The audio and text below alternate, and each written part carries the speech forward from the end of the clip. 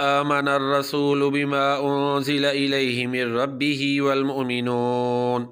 كل آمن بالله وملائكته وكتبه ورسله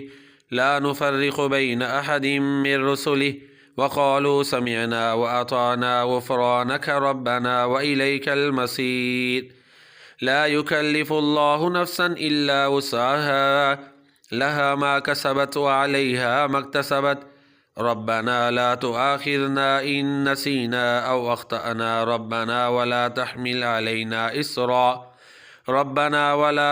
علينا إصرا كما حملته على الذين من قبلنا ربنا ولا تحملنا ما لا طاقة لنا به واعف عنا واغفر لنا وارحمنا أنت مولانا فانصرنا على القوم الكافرين.